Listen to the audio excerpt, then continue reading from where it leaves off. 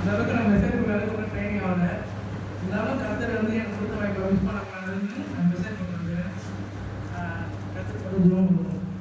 அது நிறைய நாளுக்கு நன்றி ஏசப்பா. இந்த நாள் ஏசப்பா இந்த எக்ஸாம் வந்து நல்ல கொடுத்துருந்தேன்ப்பா. இந்த இடத்துல நான் பண்ண எல்லாமே ஏசப்பா என் மூலயமா பேசும்போது உதவி செய்வாங்க. நம்ம யாரை பார்க்க போறோம்னா ரெட்டிப்பான நன்மை பெற்றவரை பற்றி பார்க்க போறோம். ரெட்டிப்பான நன்மை பெற்றவர் யாரும் உங்களுக்கு எல்லாருக்கும் தெரியும். அவரை பற்றி தான் பார்க்க போறோம்.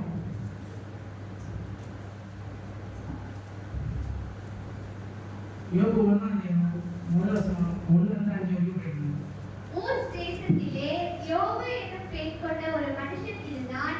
அந்த மனுஷன் உத்தமனும் சன்மார்க்கனும் தேவனுக்கு பயந்து பொல்லாப்புக்கு விலகுகிறவனுமாய் இருந்தான். அவனுக்கு 7 குமாரரும் 3 குமார்த்திகளும் பிறந்தார்கள். அவனுக்கு 7000 ஆடுகளும் 3000 ஒட்டகங்களும் 500 ஏர்மாடுகளும் 500 கழுதைகளும் ஆகிய மிருக ஜீவன்கள் இருந்ததும் பற்றி திரளான பணிவிடைக்காரர் இருந்தார்கள்.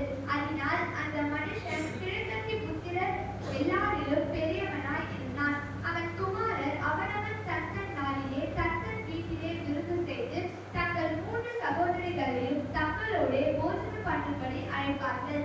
விருந்து செய்கிற அவரவருடைய 4 முறை முடிகிற போது யோபு ஒருவேளை என் குமாரர் பாவம் செய்து தேவனை தங்கள் இருதயத்திலே தூஷித்திருப்பார்கள் என்று சொல்லி அவர்களை அழைத்தனுப்பி பரிசுத்தப்படுத்தி அதிகாரத்தை இழந்து அவர்கள் எல்லாருடைய இயக்கத்தின்படியேயும் சர்வான தகன பலிகளை செலுத்துவான். இந்த பிரகாரமாக யோபு அந்நாட்களில் எல்லாம் செய்து வருவான். யோபு என்ன பண்றது? ஒரு இடத்துல பிறந்த கர்த்தர் என்ன பண்றது? அவரை வந்து நல்ல இடத்துல ஜோம் பண்ணி கர்த்தர் வந்து அவர் நல்லபடியா வச்சிருந்தாரு. அவருக்கு வந்து 7 பசங்க 3 பொண்ணு கொடுத்து 6 மாடு எல்லா செல்வாக்கும் கொடுத்து யோபு என்ன பண்றாரு? கர்த்தர் என்ன பண்றாரு? யோபு செல்வாக்கமா சந்தோஷமா வச்சிருக்காரு. யோபு என்ன பண்றாரு? கர்த்தர் எந்த ஒரு இடத்துலயுமே தேவைப்படுத்தாம கர்த்தர் தான் நம்ம முக்கியம், கர்த்தருக்கு முக்கியத்துவம் கொடுத்து யோபு வந்து வாழ்றாரு. அந்த 6 வசனம் படிக்கிறாரு. ஒரு நாள் தேவபுத்திரர் கர்த்தருடைய சந்நிதியில் வந்து நின்றபோது சாத்தானும் அவர்கள் நடுவிலே வந்து நின்றான். கர்த்தர் வந்து பேசும்போது சாத்தான் வந்து அவன் நடுவில் வந்து நிற்கிறான். அப்போ வந்து கர்த்தர் என்ன கேட்கிறாரு? படிங்க. கர்த்தர் சாத்தானை பார்த்து நீ எங்கே இருந்து வருகிறாய் என்றார். சாத்தான் கர்த்தருக்கு பிரதியுத்தரமாக பூமி எங்கும் உலாவி அதில் சுற்றித் திரிந்து வருகிறேன் என்றார். கர்த்தர் வந்து பிசாசு வந்து கர்த்தர் கேட்கிறாரு, நீ எங்க இருந்து வர, நீ என்ன இடத்துல இருந்து வர அப்படின்னு போது பிசாசு சொல்றது, நான் பூமி எங்கேயும் சுற்றிலும் வரேன் அப்படின்னு வந்து பிசாசு சொல்றாங்க. எட்டா சொல்றீங்க. கர்த்தர் சாத்தானை நோக்கி என் தாசனாகிய யோபே மேல் கவனம் வைத்தாயோ? உத்தமனும் சன்மார்க்கனும் தேவனுக்கு பயந்து பொல்லாப்புக்கு விலகுகிறவனுமாகிய அவனைப் போல பூமியில் ஒருவனும் இல்லை என்றார். கர்த்தர் கேட்கிறாரு, பூமி எங்கேயுமே சுற்றி வரையா? அப்ப பாத்தியா என் பையனை? நீ பாத்தியா? யோபுன்ற என் பையனை பாத்தியா? அவன் வந்து உத்தமமா இருக்கிறான், அவன் வந்து உத்தமமா வழியில்லாம இருக்கிறான் அப்படின்ற ஏசப்பா என்ன சொல்றாரு? அவனுக்கு ஒரு கிரெடிட் கொடுக்குறாரு. பாத்தியா என் பையனை பாத்தியா? நீ அவனை ஏதாச்சும் கண்ணீர் வச்சியா? அவன் மேல உங்களோட சாபத்தை ஏதாச்சும் நீ போட்டியா அப்படின்னு சொல்லி என்ன பண்றாரு? ஏசப்பா என்ன பண்றாரு? கேட்கிறாரு. கர்த்தர் வந்து ஒருத்தர் வந்து ஒரு கிரெடிட் கொடுக்குறாருன்னா அது எவ்வளவு பெரிய விஷயம். நம்மள வந்து நம்ம அதிகபட்சம் யார் நம்மளுக்கு கேட் கொடுப்பாங்க? நம்ம அம்மா அப்பா கேட் கொடுப்பாங்க, இல்லை நம்ம ஃப்ரெண்ட்ஸ் யாராவது ஒருத்தர் வந்து நான் நல்ல பையன், என் பையன் நல்லவன் அப்படின்னு சொல்லி நம்ம அம்மா அப்பா தான் கொடுக்குறாங்க. அதுமாதிரி நம்ம கர்த்தர் கொடுக்குற அளவுக்கு நம்ம வளரணும்னா கர்த்தர் நம்ம அந்த அளவுக்கு நம்ம புரிக்கணும். அது வந்து 9 வசனம், 9 10 வசனம். அதற்கு சாத்தான் கர்த்தருக்கு பிரதியுத்தரமாக யோபு விருதாவாக வா, தேவனுக்கு பயந்து நடக்கிறான். நீர் அவனையும் அவன் வீட்டையும் அவனுக்கு உண்டான எல்லாவற்றையும் சுற்றி வேலி அடைக்கவில்லையோ? அவன் கைகளின் கிரியையை ஆசீர்வதித்தீர், அவனுடைய சம்பத்து தேசத்தில் பெருகிற்று. அப்ப கர்த்தர் பிசாசு சொல்றது, நீங்க அவனுக்கு எந்த இதுலயுமே நீ அவனை யோசிக்கலையே, அவனை வந்து நீங்க சந்தோஷமா வச்சிருக்கீங்களா? இத்தனை மாடு இத்தனை ஆடு எல்லா செல்வாக்கையும் கொடுத்து நீ அவனை வச்சிருக்கோம், அவன் எப்படி உங்களை யோசிப்பான்? அவன் வந்து உங்களை வந்து ஜோம் தான் செய்வான். நீங்க அவன்கிட்ட இருந்து எல்லா பொருளுமே அவன்கிட்ட கொடுக்குற. நம்ம வந்து உடம்பு நார்மலா நம்ம உடம்பு நல்லா இருக்கு, நம்ம ஒரு எந்த பிரச்சனையும் இல்லைனாலும் நம்ம சர்ச்சைக்கு அதிகமாக வரமாட்டோம். நான் வரமாட்டேன் அதிகமா. அதுமாரி நான் என்ன சொல்றேன்னா, அதுமாரி எந்த ஒரு பிரச்சனையுமே இல்லாம ஒரு சந்தோஷமா வரலாம் வந்து கர்த்தரை வந்து தேட மாட்டான். அப்போ வந்து 11 வசனம் வாசிங்க. அது ஒன்று பார்க்க. ஆனாலும் உம்முடைய கையை நீட்டி அவனுக்கு உண்டானவை எல்லாம் தொடுவீரானால் அப்பொழுது அவன் உமது முகத்திற்கு எதிரே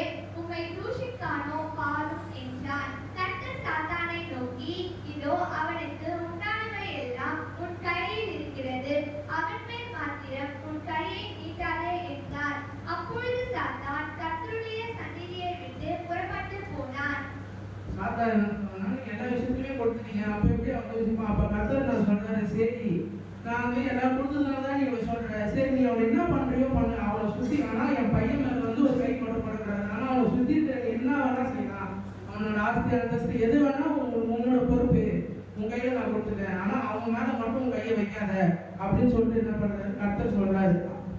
13 பின்பு ஒரு நாள் யோபுடைய குமாரரும் அவன் குமார்த்திகளும் தங்கள் மூத்த சகோதரன் வீட்டிலே புசித்து திராட்சரசம் குடிக்கிற போது ஒரு ஆள் அவனிடத்தில் வந்து, எருதுகள் உழுகிற போது கழுதைகள் அவைகளின் பக்கத்திலே பெய்து கொண்டிருக்கையில் சபையர் அவைகள் மேல் விழுந்து அவைகளை சாய்த்து கொண்டு போனார்கள். வேலையாட்களையும் பட்டய கருத்தினால் வெட்டி போட்டார்கள். நான் ஒருவன் மாத்திரம் தப்பி அதை உமக்கு அறிவிக்கும்படி வந்தேன் என்றான். அப்ப என்ன பண்றாங்க? சாத்தானது அவங்க ஆடு மாடு அவரோட செல்வாக்கு எல்லாத்தையுமே வந்து அங்க இருந்து எடுத்துடுறான். அப்ப என்ன பண்றாரு? யோபு வந்து எந்த விஷயத்தையுமே வந்து கர்த்தரை தூசிக்கல. இதையும் தாண்டி யோபு என்ன பண்றாரு? அவனோட உடம்புல வந்து ஒரு நோய் உண்டாகுறது. நம்ம என்ன பண்ணுவோம்? சின்னதா ஒரு ஜுரம் இருந்துச்சுன்னா நம்ம என்ன பண்ணுவோம்? ஐயோ என்னடா கர்த்தர் நம்ம இப்படி செஞ்சுட்டாரு, நம்ம இவ்வளவு தூரம் செஞ்சமே, கர்த்தர் நம்ம வந்து ஜுரத்தை கொடுத்துட்டாரு. நம்ம அந்த நேரத்துல யாரை பத்தி யோசிக்க மாட்டோம், கர்த்தரை தூசிக்கதான் செய்வோம். ஆனா யோபு என்ன பண்றாரு? அப்பயும் என்ன பண்றாரு?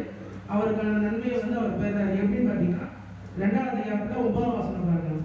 அப்பொழுது அவன் மனைவி அவனை பார்த்து, நீர் இன்னும் உம்முடைய உத்தமத்தில் உறுதியாய் நிற்கிறீரோ, தேவனை தூஷித்து ஜீவனை விடும் என்றார்.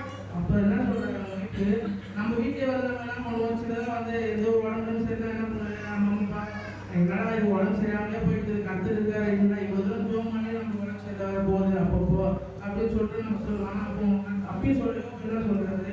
மனைவி என்ன சொல்றாங்க? எதுக்கு நீ இவ்வளவு தூரம் விசுவாசமா இருக்க? கர்த்தரை தூசி உன் உயிரை விட்டு இதுக்கப்புறம் நீ இருந்து என்ன பண்ண போற? உங்ககிட்ட பணம் ஆஸ்தி எல்லாமே உங்ககிட்ட இருந்து போயிடுச்சு, உங்க உடம்புல நோய் வந்துச்சு, எதுக்கு இன்னும் நீ கர்த்தரை எதுக்கு நீ விசுவாசிக்கிற அப்படின்னு சொல்லிட்டு உங்க மனைவி 10 வருஷம் வசீங்க.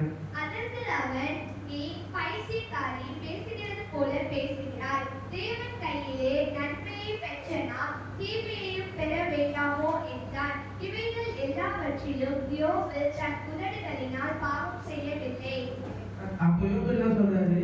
நம்ம வந்து கர்த்தர் கையில இருந்து எவ்வளவோ நன்மை பெறோம், நம்ம உயிரோட இருக்கிறோம், நம்ம போறோம், எல்லா இடத்துலயுமே கர்த்தர் நமக்கு என்ன பண்றாரு? நன்மை செய்யறாரு. அவர் கையில நன்மை வாங்கணும், நம்ம வந்து அவர் கையில வந்து தீமை வாங்கக்கூடாதா? நம்ம எடுத்துக்கோ, நம்ம ஒரு ஓட்டுக்கு 1000 ரூபாய் காசு வாங்குறோம், 1300 ரூபாய் கேஸ் வருது, நம்ம வாங்கலையா? நம்ம வாங்கிதான் ஆகணும். அதே மாதிரி தான் யோபு இடத்துல என்ன சொல்றாரு? நம்ம அவர் கையில நன்மையை பெறும்போது தீமையை பெறதுல எந்த ஒரு குறைபாடும் கிடையாது அப்படின்னு சொல்லிட்டு சொல்றாரு. அப்படி பாருங்க யோபு எந்த இடத்துல வந்து நன்மையை பெறாரு பாருங்க. 42 10 வசனம் படிங்க.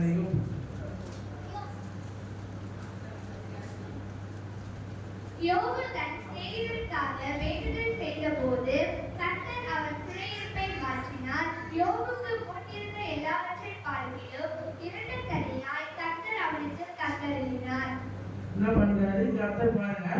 அந்த இடத்துலயுமே யோபு என்ன பண்றாருன்னா, அவர் இல்லாம இன்னொருத்தரும் ஜோம் பண்றாரு. சார் நம்ம என்ன பண்றோம்? நான் அவனுக்கு வந்து எனக்கு உடம்பு சரியாம இருந்துச்சு, எனக்கு வந்து அவனுக்கு வந்து ஜோம் பண்ணாரு, ஃபர்ஸ்ட் அவன் ஜெபம் பண்ணாரு, அக்கா ஜோம் பண்ணாங்க, இவங்க எல்லாருமே ஜோம் பண்ணிட்டு போய் என்ன சொன்னாங்க? என்ன கரெக்ட் பண்ணாங்கன்னா, நான் ஜோம் பண்றதுக்கே கிடையாது, நீ விசுவாசமா ஜோம் பண்ணணும், கர்த்தர்ட்ட ஜோம் பண்ணி நீ கேட்கணும். அப்பயே நான் என்ன பண்ணேன்? சரி ஜோம் பண்ணணும், நம்ம விசுவாசமா நம்மளும் ஜோம் பண்ணணும்னு பார்த்தா நான் எனக்கு மட்டும் தான் ஜோம் பண்ணிக்கிறேன். அந்த ஆஸ்பத்திரி அத்தனை பேருக்கு ஜோம் பண்ணி இருந்தாங்க, எவ்வளோ பேர் இருந்தாங்க. நான் என்ன பண்ணேன்? அந்த நேரத்தில் ஏஞ்சி நான் எனக்கு மட்டும் தான் ஜோம் பண்ணிக்கிறேன். ஆனால் ஆண்டி அந்த மாதிரி பண்ணாங்க. அவங்களுக்கு உடம்பு சரியாம அவங்க இருக்கும்போது அவங்க என்ன பண்ணாங்க? அடுத்தவங்களுக்கோசம் ஜோம் பண்ணாங்க. அதே மாதிரி என்ன பண்ணும்? யோபு மாரி என்ன பண்ணோம்?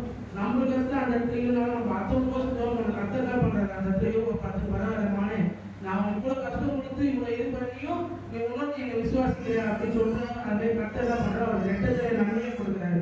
அவர் கொடுத்த எல்லா பணத்தையும், அவர் கொடுத்த மாடு ஆடு எல்லாத்தையும் என்ன பண்றாரு? கர்த்தர் 2 நன்மை கொடுக்குறாரு. நம்மளும் என்ன பண்ணோம்? அதே மாதிரி கர்த்தர்களை இருந்து கர்த்தர் நம்ம சின்ன விஷயத்த நம்ம கர்த்தர் இது பண்ணாலும் நம்ம கர்த்தர் ஜோம் பண்ணி பெரிய விஷயத்த நம்ம நன்மையை பெறணும். கர்த்தர் நம்மளும் யோபு மாதிரி இருக்கணும். யோசிச்சு நம்ம